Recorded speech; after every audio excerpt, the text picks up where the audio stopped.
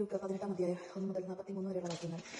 ന്യായാധിപനും വിധവയും അക്ഷയരാകാതെ എപ്പോഴും പ്രാർത്ഥിക്കണമെന്ന് കാണിക്കാൻ യേശു അവരോട് ഒരു ഉപമ പറഞ്ഞു. ദൈവത്തെ ഭയപ്പെടുകയോ മനുഷ്യനെ മാനിക്കുകയോ ചെയ്യാത്തവരും ന്യായാധിപന്റെ പട്ടണത്തിൽ ഉണ്ടായിരുന്നു. ആ പട്ടണത്തിൽ ഒരു വിധവയും ഉണ്ടായിരുന്നു. അവൾ വന്നവനോട് എതിരാളിക്കെതിരെ എനിക്കും നീതി നടത്തി തരണമേ എന്ന് അപേക്ഷിക്കുകയായിരുന്നു. കുറെ നാളത്തേക്ക് അവനത് ഗൗനിച്ചില്ല. പിന്നീട് അവൻ ഇങ്ങനെ ചിന്തിച്ചു, ഞാൻ ദൈവത്തെ ഭയപ്പെടുകയോ മനുഷ്യനെ മാനിക്കുകയോ ചെയ്യുന്നില്ല. എങ്കിലും ഈ വിധവ എന്നെ ശല്യപ്പെടുത്തുന്നതുകൊണ്ട് ഞാൻ അവൾക്ക് നീതി നടത്തി കൊടുക്കും, അല്ലെങ്കിൽ അവൾ കൂടെ വന്ന് എന്നെ അസഹ്യപ്പെടുത്തും. കർത്താവ് പറഞ്ഞു, നീതിരഹിതനായ ന്യായാധിപൻ പറഞ്ഞതെന്തെന്ന് ശ്രദ്ധിക്കുവിൻ. അങ്ങനെയെങ്കിൽ രാവും പകലും തന്നെ വിളിച്ചു കരയുന്ന തന്റെ തെരഞ്ഞെടുക്കപ്പെട്ടവർക്ക് ദൈവം നീതി നടത്തി കൊടുക്കുകയില്ലേ? അവിടുന്ന് അതിന് കാലവിളംബരം വരുത്തുമോ? അവർക്ക് വേഗം നീതി നടത്തി കൊടുക്കും എന്ന് ഞാൻ നിങ്ങളോട് പറയുന്നു. എങ്കിലും മനുഷ്യപുത്രൻ വരുമ്പോൾ ഭൂമിയിൽ വിശ്വാസം കണ്ടെത്തുമോ? ഫരിസേയരും ചുങ്കക്കാരനും തങ്ങൾ നീതിമാന്മാരാണെന്ന് എന്ന ധാരണയിൽ തങ്ങളിൽ തന്നെ ആശ്രയിക്കുകയും മറ്റുള്ളവരെ പുച്ഛിക്കുകയും ചെയ്യുന്നവരോട് അവൻ ഈ ഉപമ പറഞ്ഞു. രണ്ടുപേർ പ്രാർത്ഥിക്കാൻ ദേവാലയത്തിലേക്ക് പോയി. ഒരാൾ ഫരിസേയരും മറ്റൊരാൾ ചുങ്കക്കാരനും. ഫരിസേയർ നിന്നുകൊണ്ട് ഇങ്ങനെ പ്രാർത്ഥിച്ചു, ദൈവമേ, ഞാൻ നിനക്ക് നന്ദി പറയുന്നു, എന്തെന്നാൽ ഞാൻ അക്രമികളും നീതിരഹിതരും വ്യഭിചാരികളുമായ മറ്റു മനുഷ്യരെ പോലെയോ ഈ ചുങ്കക്കാരെ പോലെയല്ല. ഞാൻ ആഴ്ചയിൽ രണ്ട് പ്രാവശ്യം ഉപവസിക്കുന്നു. ഞാൻ സമ്പാദിക്കുന്ന സകലത്തിന്റെ ദശാംശം കൊടുക്കുന്നു. ആ ചുങ്കക്കാരനാകട്ടെ ദൂരെ നിന്ന് സ്വർഗ്ഗത്തിലേക്ക് കണ്ണുകൾ ഉയർത്താൻ പോലും ധൈര്യപ്പെടാതെ മാർഗത്തടിച്ചുകൊണ്ട് ദൈവമേ, പാപിയായി എന്നിൽ കനിയണമെന്ന് പ്രാർത്ഥിച്ചു. ഞാൻ നിങ്ങളോട് പറയുന്നു, ഇവൻ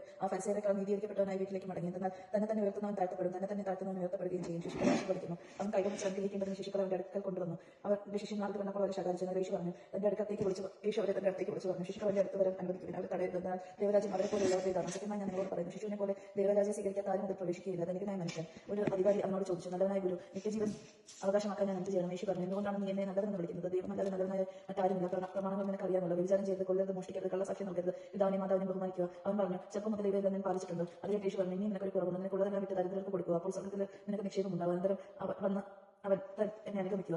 ഇത് കേട്ടപ്പോൾ അവൻ വളരെ വ്യസനിച്ചു, കാരണം അവൻ വലിയ ധനികനായിരുന്നു. യേശു അവനെ നോക്കിക്കൊണ്ട് പറഞ്ഞു, സമ്പത്തുള്ളവർ ദൈവരാജ്യത്തിൽ പ്രവേശിക്കുന്നത് എത്ര ദുഷ്കരം. ധനികർ ദൈവരാജ്യത്തിൽ പ്രവേശിക്കുന്നതിനേക്കാൾ എളുപ്പം ഒട്ടകം സൂചി കുഴിയിലൂടെ കടന്നു പോകുന്നതാണ്. ഇത് കേട്ടവർ ചോദിച്ചു, അങ്ങനെയെങ്കിൽ രക്ഷ പ്രാപിക്കാൻ ആർക്ക് കഴിയും? അവൻ പറഞ്ഞു, മനുഷ്യർക്ക് അസാധ്യമായത് ദൈവത്തിന് സാധ്യമാണ്. പത്രോസ് പറഞ്ഞു, ഇതാ നിങ്ങളുടെ സ്വന്തമായവയെല്ലാം ഉപേക്ഷിച്ച് നിന്നെ അനുഗമിച്ചിരിക്കുന്നു. യേശു പ്രതികരിച്ചു, സത്യമായി ഞാൻ നിങ്ങളോട് പറയുന്നു, ദൈവരാജ്യത്തിന് വേണ്ടി വീടിനെയോ ഭാര്യയോ സഹോദരന്മാരെയോ മാതാപിതാക്കളെയോ സന്താനങ്ങളെയോ ഉപേക്ഷിച്ചവരാർക്കും ഇക്കാലത്ത് തന്നെ അനേക മടങ്ങ് ലഭിക്കാതിരിക്കുകയില്ല. വരാനിരിക്കുന്ന കാലത്ത് നിത്യജീവനും. പീഡാനുഭവം ഉദ്ധാനവും മൂന്നാം പ്രവചനം. അവൻ 12 പേരെ അടുത്തേക്ക് വിളിച്ചു പറഞ്ഞു, ഇതാ നമ്മൾ ജെറുസലേമിലേക്ക് പോകുന്നു.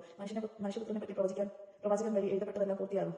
അവൻ വിജാതിയാർക്ക് ഏൽപ്പിക്കപ്പെടും. അവർ അവനെ പരിഹസിക്കുകയും അപമാനിക്കുകയും അവന്റെ മേൽ തുപ്പുകയും ചെയ്യും.